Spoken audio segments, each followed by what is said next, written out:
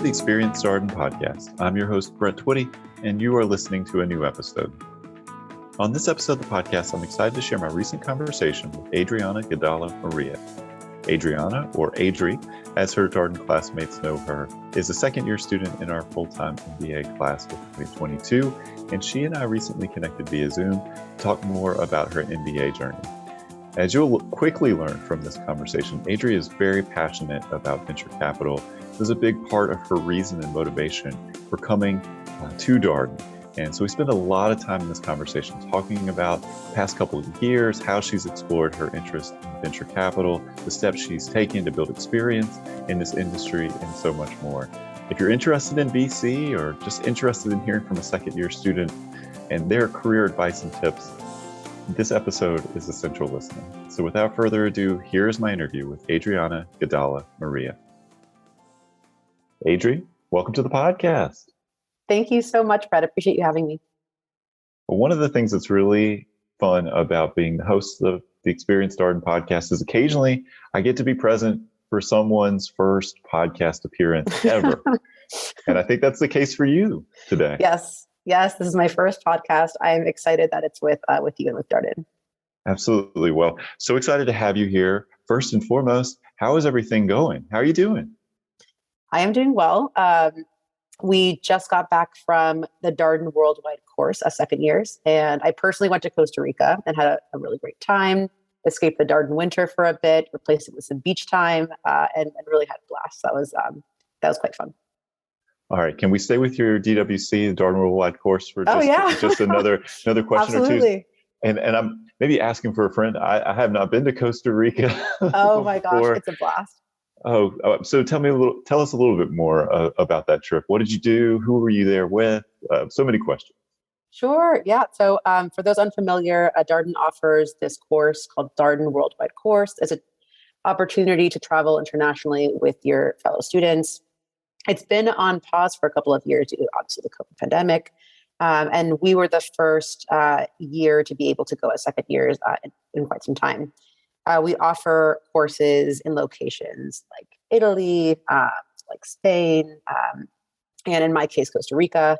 And it's our chance to spend about a week or so in an international location, dive into the culture, visit some great businesses that are located there, and really just enjoy that time with our fellow faculty and students. And in my personal case, we went to Costa Rica. My husband and I actually were at Darden together. We snuck in a quick beach trip before the course to Santa Teresa, which is absolutely beautiful, before spending about a week in San Jose visiting businesses there. And it was just a blast. Who was the faculty lead for your trip? Caroline Miles. And she's absolutely fantastic. And it was great spending time with her, both in and out of the academic setting. We had some fun dinner trips too, which were pretty great. Yeah, Darden alumna. She's also been teaching at Darden. I had a student on one of our podcasts not so long ago talking about her recent CEO focused elective, which sounded like such a cool class. Yes, it was great. My husband actually took that class, the sustainability course at Darden. And it was, from what I've heard, it was absolutely fantastic. Yeah, she's notable for a lot of reasons and led Save the Children during her career, and just has tremendous background and experience in that nonprofit world. And it's great to have her around Darden. She's also very involved with the Women's 2.0 initiative that's going on here at Darden. So a good person to know and a great person, I would imagine, to travel to Costa Rica with. Oh, yes. And she was so great. She's involved in the venture capital community as well. It's actually a nice time with my professional career interest, which was great to chat with her about a bit informally during the trip. All right. Well, Adri, let's talk a little bit more about you. Thank you for sharing your DWC experience with our listeners. Of course. I will admit I have a fair amount of travel envy. I have been basically to my mom and dad's house in North Carolina. So I've talked to people who've gone to Finland, Estonia, Italy, Spain, Costa Rica now.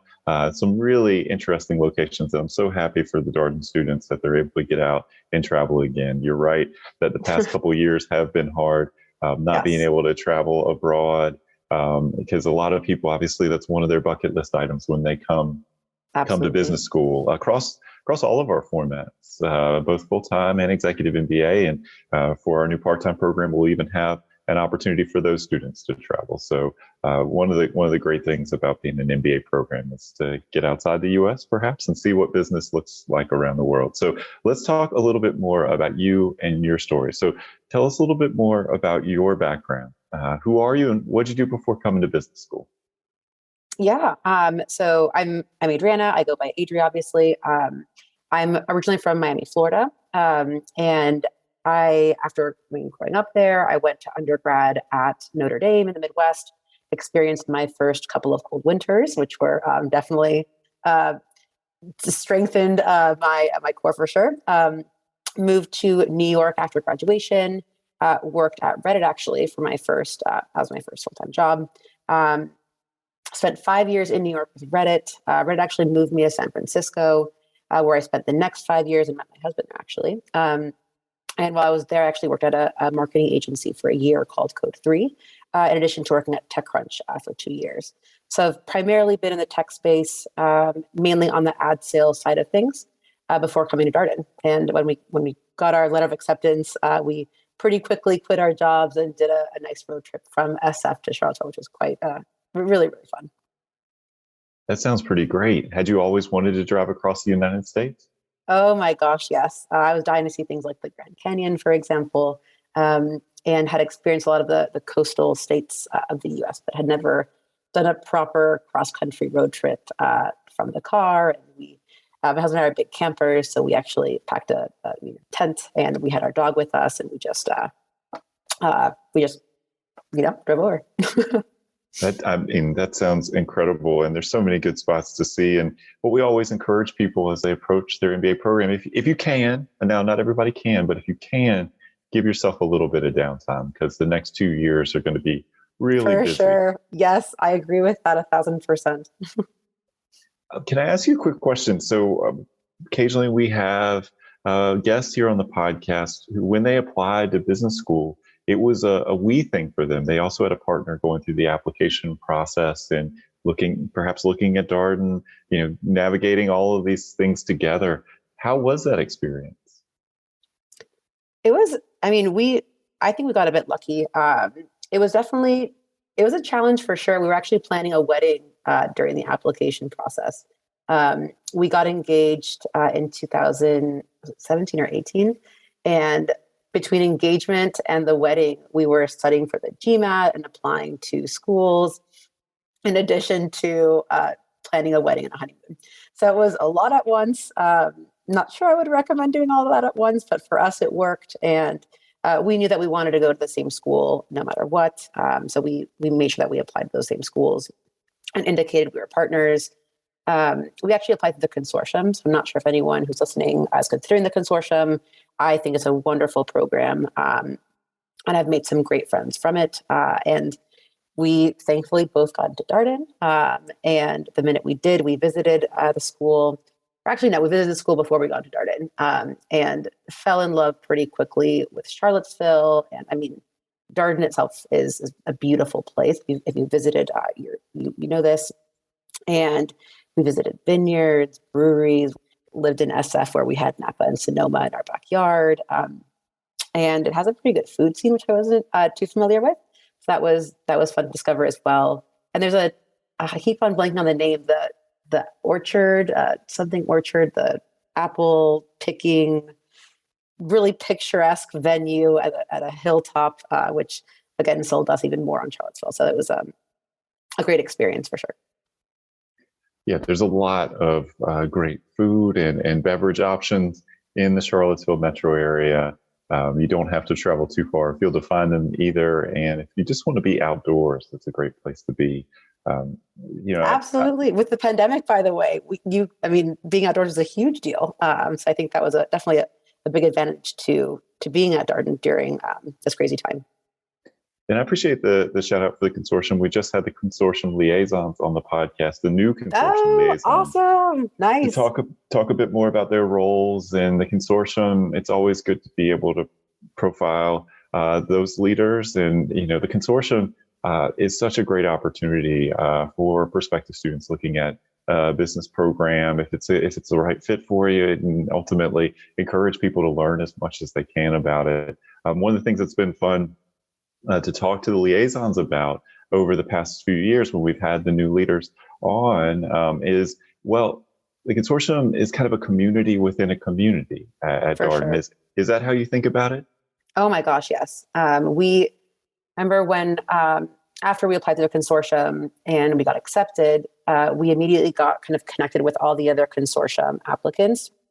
And to this day, I think my best friends at Darden are actually a part of that consortium community. And I remember just those Zoom calls in the summer, and we had this thing called OP, which, I mean, it's a big recruiting event for consortium members. And going through all of that, I mean, even before school was a bonding moment for us. So, I mean, I couldn't speak more highly of the program. And even during stressful moments, like, I mean, the core courses at Darden, which are definitely academically challenging, and finals time, which, I mean, if you're like me, you hadn't been in a classroom in 10 years, and definitely getting that extra review session from consortium members who had your back in that sense. That was just so beneficial for sure. Yeah, the OP, the preparation is already underway. Oh my goodness, yes.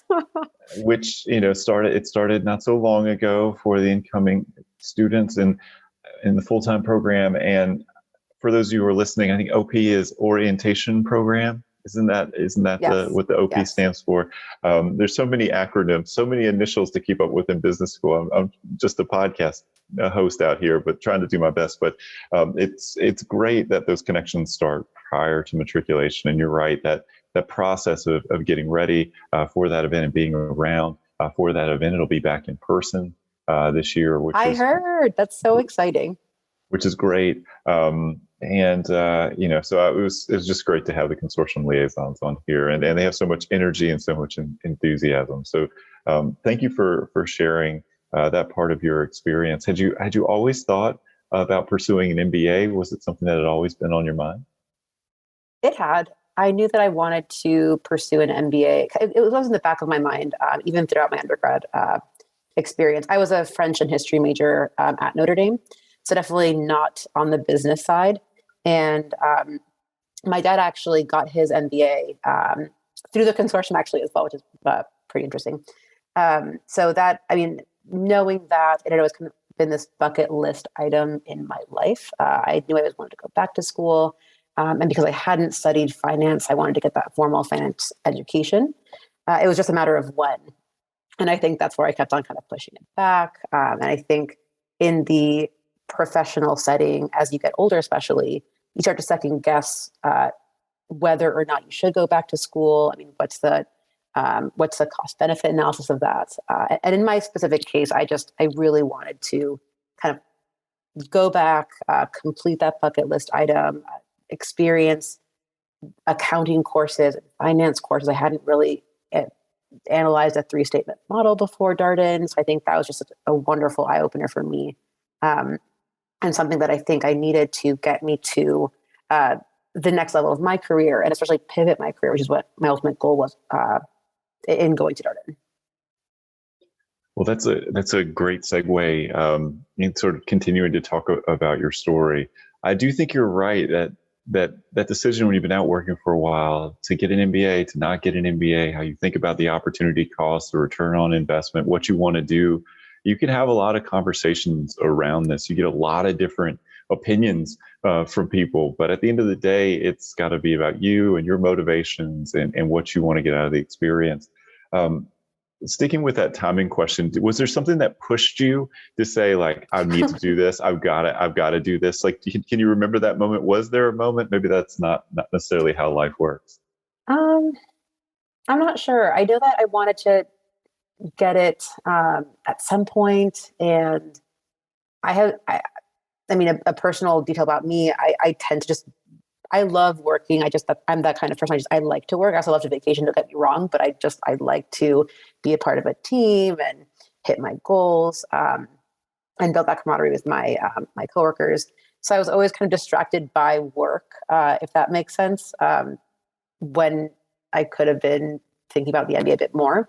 And I think it wasn't until I was really interested in the venture capital industry that I started to take the MBA a bit more seriously. And when I started to, and we can chat more about that later, but basically I was talking to some folks who had gotten their MBAs and was doing a bit more due diligence on that experience and the opportunities that it gave at students who pursued that path. And I saw that as a really great opportunity to pivot my career, which is what I did want to do.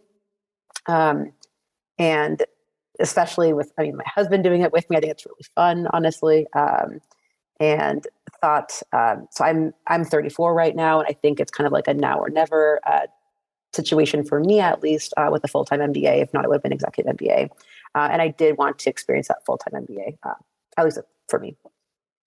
I appreciate you bringing us into your decision-making process, and we'll get to your career story too, because I think it sounds like it's been an important part of not only your motivation to come to business school, but also your Darden experience. But let's go back a little ways. So you decide you want to come to Darden.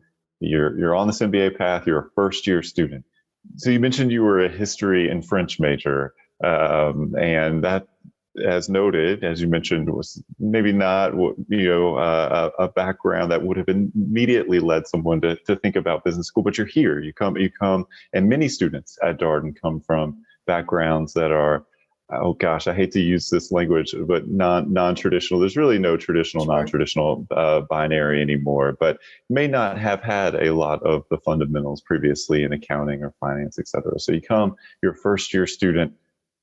What's that experience like? Thinking back, it's this lovely mix of, honestly, a bit of chaos and an overwhelming sense of opportunity. You come in with with this one goal that you wrote in your admissions essay, and you get just kind of thrown into the wild west of the MBA. And at Darden, you have things like core, which, as I mentioned earlier, take a bit of time. You're studying for these intense classes, and you have all these social events, which maybe in my year weren't as intense as other years due to the pandemic. But you're still in this very small community, and Darden's a smaller school than others. So you get that chance to have intimate lunches and dinners and kind of socialize on the weekends. And then in addition to the social and the academics, you also have the career aspirations. So you're also, if you're in investment banking or consulting, you are thrown into recruiting pretty quickly. And in my case in VC, you're really starting to build your network and starting to call venture capitalists and build those connections and discover what opportunities there are to pursue that path. So it's wild, it's a bit chaotic.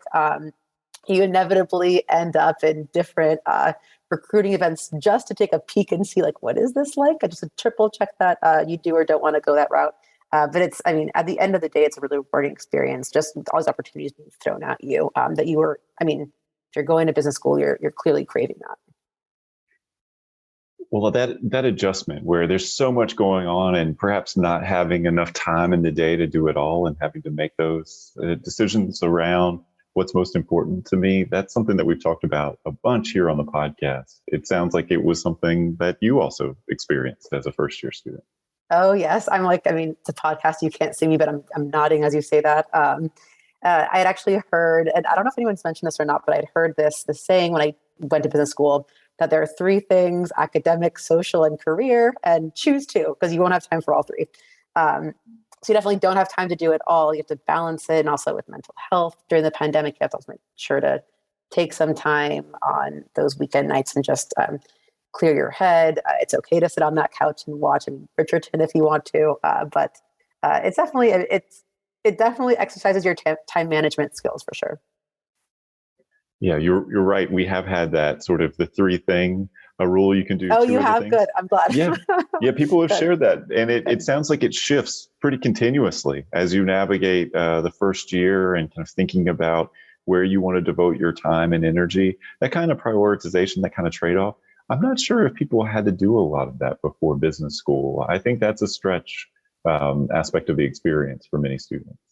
Yes, I agree. And for me, just to share which two I picked, I think and it has shifted to your point. I think in the beginning, in my first year, I definitely picked academics and career. It was I think it was a bit easier with the pandemic to kind of put social on a bit of a pause, especially with the spikes and lulls that it had for every location globally. But to your point, in second year, your social life, you're starting to think, okay, I have only 40 days left in the MBA. What do I want to really get out of it? What am I going to regret?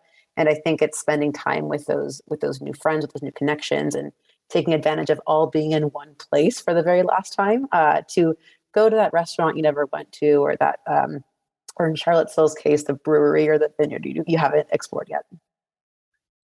I do hear that a lot from second year students when they come on the podcast, that at some point, I'm not sure when it happens, but at some point you start to feel like, okay, we're going to see each other for reunions and these kinds of things, but it won't be the same. And so we need to take full advantage of this time. Plus, I also think like when you can start to feel graduation on the horizon, not only do you feel like your time's more limited in terms of being a Darden student, but you also may feel like you have a little bit more bandwidth for this kind of thing than perhaps when you were navigating core as a first year student. Oh my gosh, 1,000%. Core just consumes you.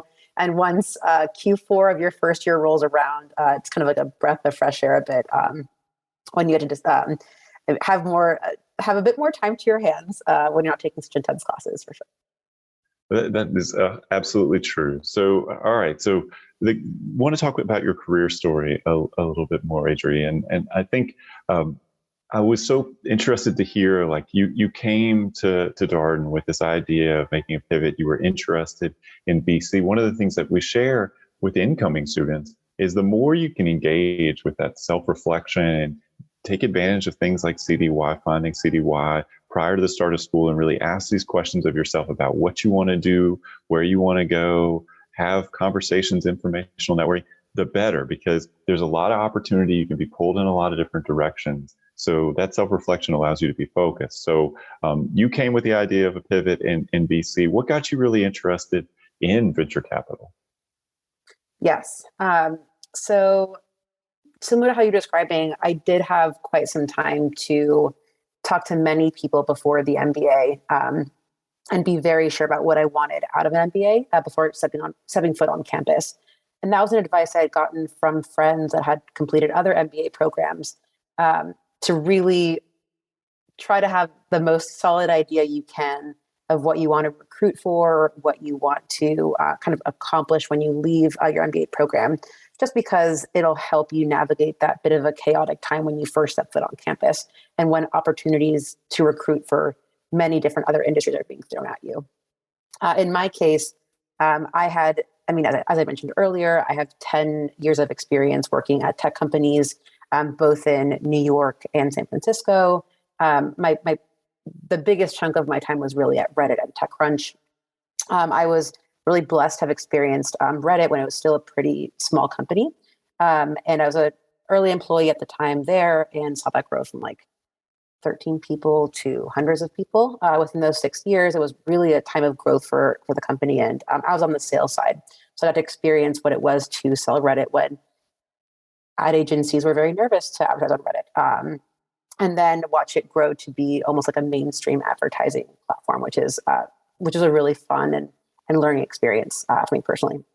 And so when I left Reddit, I really just discovered the world of VC. I think the concept of doing things like exercising stock options, for example, kind of open your eyes to, oh my God, you have skin in the game now. That is so cool. Can I do this at other companies? And that for me was, oh my God, like open for me the eyes of that venture capital industry. And so I was very curious about it. And I'd spoken with friends of mine who were in Silicon Valley who were working in this venture capital industry. And I'd ask them, and again, I would recommend anyone doing this homework before the MBA, of just whatever career path you want to explore, talk to people who already work in that industry, just to get a sense of what their days are like, what their work life looks like. And I was actually really, I was pleasantly surprised to find out that a lot of the skills that venture capitalists look for and do in their daily, in their day-to-day, I actually had with my prior sales experiences. A lot of sourcing, of analyzing, and essentially like bringing founders onto your firm, but also making sure that you understand the needs of founders to ensure that the firm and the founder are a good fit with each other. So that to me was extremely interesting. And again, I had developed many mentors during these conversations. And one of them had advised me to get my MBA if I was serious about pivoting to venture, just because of my undergraduate background experience. I did not have that formal finance education, and it would be helpful when analyzing businesses to get a better holistic picture of how the business is doing when making that investment decision. So that was probably a very long-winded answer to your question, but basically it's how I got into venture, how I did my homework on what venture capital was before deciding that I really wanted to pursue that path, and then discovering what I needed to, maybe not needed, because I've also heard that people don't need an MBA to get into venture capital, but in my case, because I didn't have that finance background, what would make me a better venture capitalist if I were to join a firm, which I strongly believed. And so I did want to be the best VC I could be. I had already wanted to get my MBA and cross off that bucket list item. And for me, I personally believe that more education is a good thing. So I mean, absolute worst case scenario, I'm a more educated human being after the MBA, and go back to another job if I wanted. But I was pretty sure that I wanted to pursue this VC route, which I'm crossing fingers will get the chance to do after graduation. Well, I don't think that's a long-winded answer at all. And I think so much of what you shared is really important for prospective students to hear. That self-reflection, doing your homework. One of the things that I always wonder about, and people who've listened to this podcast know this, I ask this question all the time. I went to law school. And so I'm constantly meeting MBAs who do things that I really don't know that much about. And I kind of feel for prospective students who are like looking at business school, and they're talking to people, and people are talking about industries and jobs and roles, and maybe a little afraid to ask, like, excuse me, like, what is venture capital? What do people who work in VC do? Is that, what would you say to people? Like, is there an easy way for people to learn, or like, a way for people to do this kind of research so that if they want to get to that place, like this is even before you start doing that informational networking, like just even figuring out what's possible? Sure. I think the best way to figure out what a VC does, or what anyone does, is just to ask them. And what I did was I started just reaching out to people and asking them if, maybe it was on LinkedIn, I would send them a message and say like, hey, do you have a couple of minutes to chat with me? Or because I was in Silicon Valley at the time, I did know people who were in the industry. So it was a bit easier for me to reach out to people. But I think that, on LinkedIn now, it's so easy to just reach out to someone and just ask them like what they do on the day-to-day, what they love most about VC, or whatever industry you're pursuing. And I think that if you're going to dedicate the next 2 years to recruiting and working in this industry, you're setting yourself up for not just your MBA career, but ideally you'd have this job for, several years after graduation. So you want to make sure that if you're taking the time to reinvest in yourself in your MBA, you want to do it to get a job in an industry that you find satisfying. And it's not all about the money. It's also about your values and matching up kind of that lifestyle with what you truly want. And one of my favorite classes at Darden actually was a design your career class.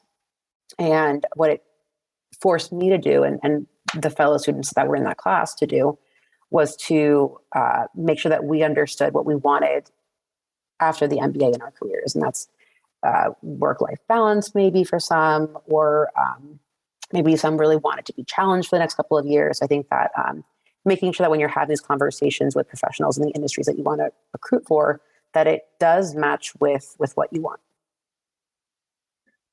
And you're right about LinkedIn. The other thing is, people, think about your own networks, whether it's personal or your college or undergrad, just looking there, looking at industries. And I think that does feel like an intimidating interaction. But people are like, wait, I could just ask them, like, what does the consultant do? Or what does a program manager, product manager, whatever the role might be, do? And you'd be surprised. They were once this person who was trying to figure out company, this industry. So people are more giving of your time. And I also think like there's a tendency to kind of think of that, this kind of networking as maybe transactional and maybe icky, but I would encourage you just to think about it as you're building relationships, right? You're gonna nurture and maintain these relationships. You're not just gonna reach out and have a conversation and then just drop that person. Ideally, this person would become part of your network, maybe more immediately. You would keep them posted as you work through this process. Maybe even you share with them that you're looking at MBA programs, so they have anybody else that they'd recommend you talk to from their network. Like it has this kind of accelerant quality to it if you go about it in an intentional way. Let's put it that way. Yes, and I will say for those that are currently exploring the MBA, a great starting point is also like your undergrad community. They tend to have an alumni network that you can tap into and discover like how else you're connected to the industry that you're looking at. And I mean, if that fails, it's a great path, but that's a great place to get started too. Yeah, and you also have students here at Darden that you can reach out there to. You go. If you want to pick their brain. Yeah, we have career focused clubs across any number of industries, and students here are so incredible and so giving of their time too. Sometimes it may take them a little bit longer to get back to you, just to let you know, depending on what they have going on, if it's a busy time of school year. But nevertheless, again, excited to share their experience and say, hey, here's what I've learned. Just like Adri is doing here. So sure. My understanding. A quick plug too. I'm the president of the EVC club here at Darden. It's the Entrepreneurship and Venture Capital Club. We actually recently transitioned to a new board, so I think I'm technically the ex-president. But either way, if you're listening and interested in applying at Darden, I'm always very happy to chat with you if you'd like. My email, I'm not sure if you share it after the podcast, but it's Gadala-Maria A22 at darden.virginia.edu. So I'm happy to chat. All right. And one of the things that's true about students in their second year is that oftentimes clubs and organizations and extracurricular activities play a larger role in their experience than maybe in the first year as they were navigating core. They might have been involved, but not at a leadership level. And so second year students play a really important role in shaping the community here at Darden in this kind of leadership way. What's it been like to be president of the EVC Club? It's been great. I think the best part about it is that the people that I worked with, kind of the board of the club, those are all my friends who are also recruiting for VC and building companies kind of on that entrepreneurship path. So it was a great excuse to meet weekly with, my friends at Darden to just explore how we could support the entrepreneurship and venture capital community on campus. We tend to be a tight-knit group of folks that really grind it out throughout these 2 years, just because they're both non-traditional career paths. And it's been fun. It's been fun putting together things like VC IC, which is a venture capital competition. It's actually a national venture capital competition, but we host our mini Darden one before we send a group off to that larger competition. We also help promote sessions like VC Bootcamp, which Darden as a whole organizes for the VC community at Darden. And then we also have our founders on the board organize our biggest pitch competition on campus called the E-Cup, the Entrepreneurship Cup. And that's an opportunity for entrepreneurs on campus to pitch their businesses to the student body, which is really a blast to see these businesses come to life and in some cases see them get funded, which is pretty cool. Are there any other highlights from your second year? Obviously, we're going to talk about your career process a little bit more here, but I wonder, look back on the second year, any other things that stand out as like, I'm really proud about this, or this was a huge part of my second year experience? Oh gosh. I mean, it's just really fun the second year to have those established friendships kind of going into that academic year. And I mean, I'm speaking from a VC lens, but to just continue with the internship you're going for maybe, or doing kind of those in-semester opportunities. And I think just recruiting is right now what I'm personally focused on. So it's both, I mean, it's fun and a bit grueling, but it's this exciting time where you get to put everything you've learned throughout your MBA to the test and kind of make that jump to that full-time job, which is, I mean, I think it's pretty fun. So that's what comes out to mind or comes to mind right now. Well, I can believe that. I mean, so much of what you shared here in your career story. You came to business school with an idea that you wanted to do this, and you had done all this informational networking, and you've been engaged with the entrepreneurship and venture capital community here at Darden. So much of your work has been pointing and directing to this process that you're engaged with. My understanding of VC recruitment, Adri, and correct me if I'm wrong, but you got to hustle. You got to get out there. You got to meet people. You got to build relationships. Tell us a little bit more about what that looks like from the student standpoint, because I think it's really important for our listeners who might be interested in venture capital to hear about this. Yes, absolutely. And I mean, to your point, 1,000%. I mean, both at Darden and at whatever MBA program you explore, VC is a non-traditional career path. It's not like, for example, like iBanking or consulting, where a certain amount of companies come to campus and they just recruit and end up employing hundreds of MBAs. MBAs are fighting for like 5 jobs. I mean, that's an exaggeration, but it's a limited amount of jobs for venture capital.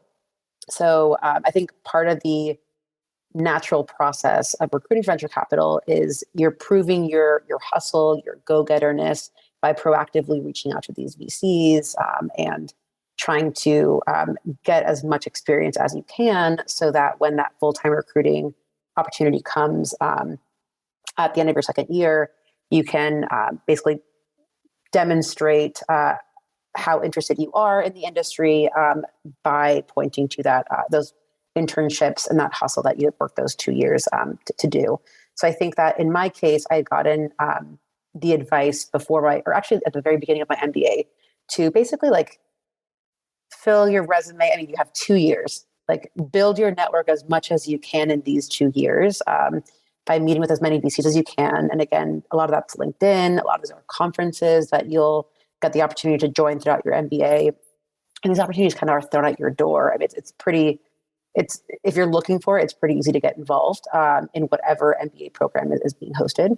And when you attend things like conferences like that VC Bootcamp, for example, speakers come to those conferences. So sending a thank you note to those speakers and then using that as a way to build a relationship with them and just pick their brain on what they do on a day-to-day, how their fund works, how they got into VC. Like, those are great questions to ask that person.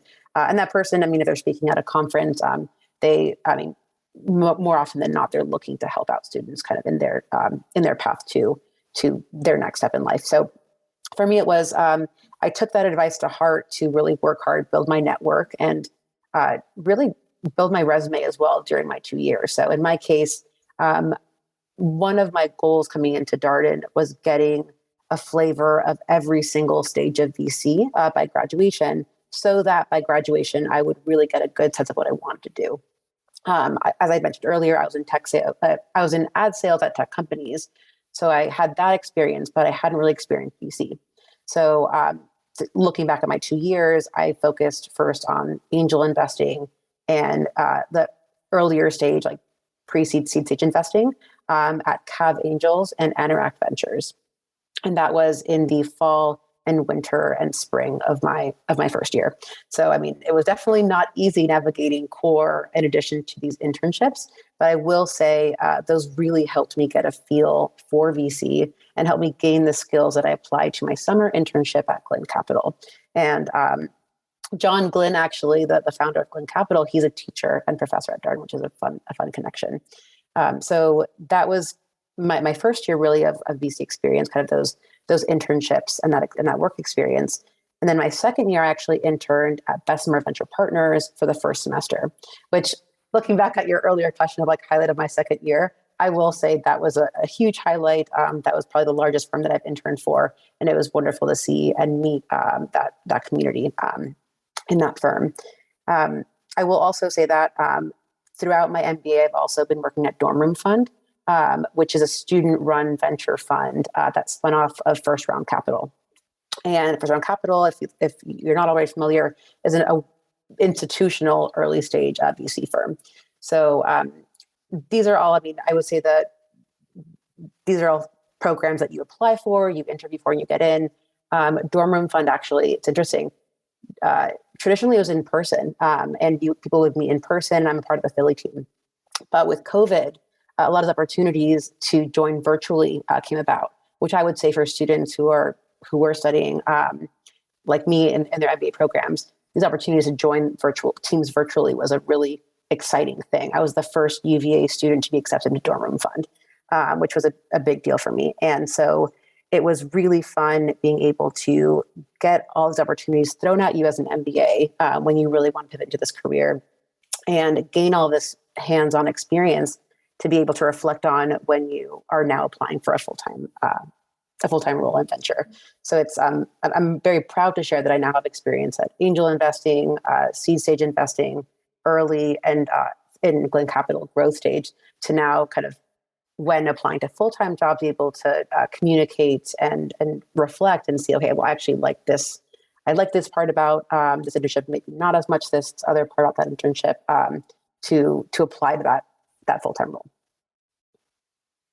Well, it's interesting to think back on something that you shared previously, that you are someone who just likes to work. Because when I think about what you just shared, and I think about, the Darden students that I know and that I interview here on the podcast, you have worked very hard over your past 2 years. If you have had like school and, by the way, all these internships running sort of in parallel during the school year, obviously busy during the summer, I appreciate so much the intentionality of your story, Adri, of like, you came, you were focused here, and you kind of really sought out opportunities that would allow you to grow in this way. I mean, I think it's really important for students to hear, like, if you want to do this, you gotta be willing to put in the legwork. And I do think this is an industry that consistently asks students, like, how interested are you in this?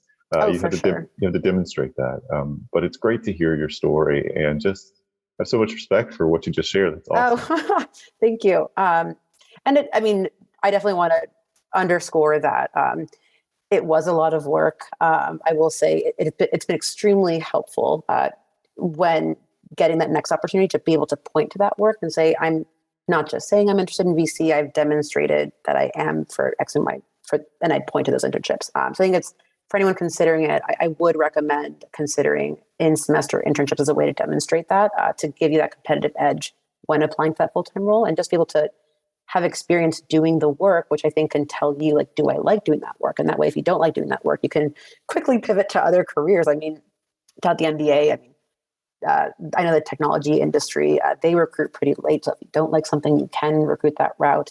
But in my case, I really liked the work I was doing in venture. I think one of the most fun parts about it is you get to learn about different industries as part of the job through the due diligence process. So it's, yes, definitely a lot of work.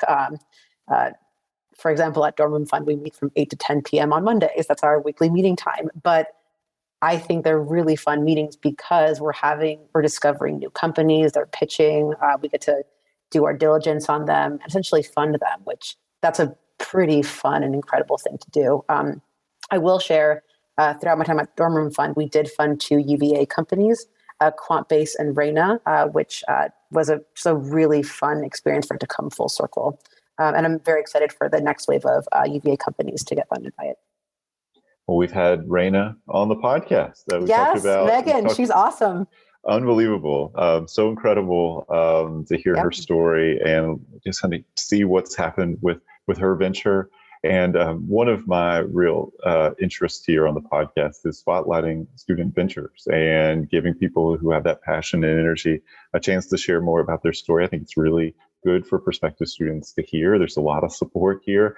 And we just recorded an interview not so long ago with a couple student founders and Damon DeVito, who is Damon's great. He's awesome. One of these people who gets mentioned all the time. Oh yes.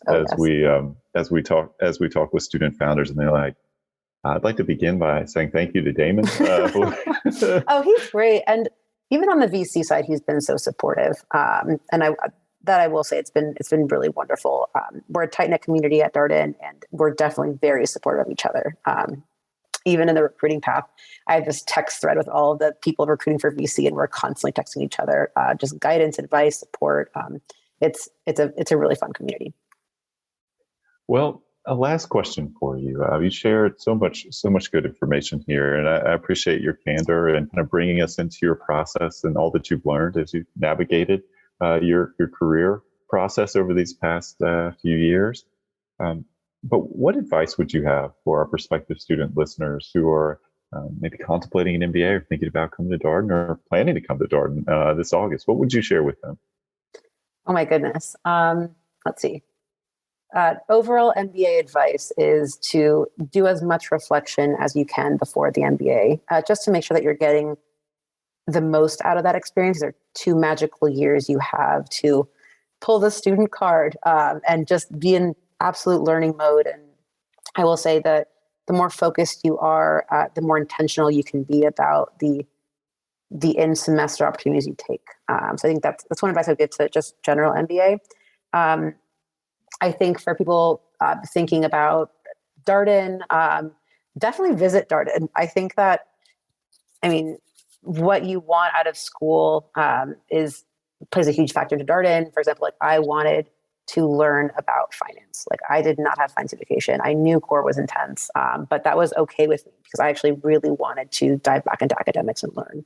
So that was something that I liked. And also the life of Charlottesville is really nice. I had lived in big cities like New York and San Francisco.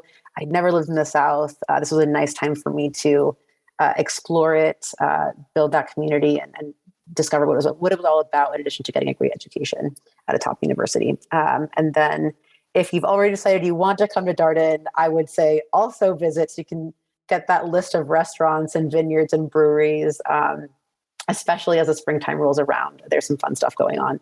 And I will say I'll do a plug of my favorite restaurant and vineyard. Vineyard is Pippin Hill. Definitely go there. And the restaurant is Little Star. I just love that restaurant. It's fantastic. Well, Adri, we are, hopeful that we're going to start opening things up for class visitors. We're starting to have those conversations now. I will say we're recording this in early April. So if you're listening to this and we're further along, understand that's a reason why. But we're planning for an in-person Darden Days, which is great. Awesome. We're so excited. We've been doing tours, but to your point, one of the things that's always been fascinating to me as someone who's had the opportunity to go on the road to big cities and meet prospective students there, people, if you're sitting in New York or you're sitting in San Francisco or some of these large cities where oftentimes many of our prospective students are, Charlottesville is kind of an unknown to you. It maybe feels like a small town, and for sure. What would that be like? And man, when you come to visit, I think it's pretty quickly people are like, I think this would be a decent place to spend 2 years, and you can have a high quality of life. And school has a very different function, I think, in a place like Charlottesville than it does in a really big city where it might just be like where you go to class and then everything else in your life plays out independent of school. I think it allows people to have a much deeper experience. Oh my gosh, yes. Like Charlottesville. And the farmers markets are awesome too. We're big farmers market people. So that the pace of life was something that we love. And after experiencing the rents in New York and San Francisco, this was a great change. And also like where I live personally, like it's 5 minutes from campus. It's a nice walk. And to your point, it's a nice place to live for a couple of years for sure.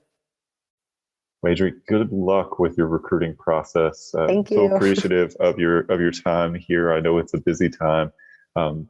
Congratulations on all that you've accomplished over these past 2 years. Good luck closing out your final quarter here at the Darden School. Oh my goodness. Thank you. And thank you again. Of course.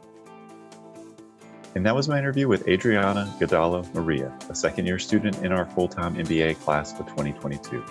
As always, if you have any comments, suggestions, requests, anything you'd like for us to cover here on the podcast, we're all ears. We can be reached at Darden, that's DARDEN, @virginia.edu. Until next time, stay safe, be well, and thanks for listening.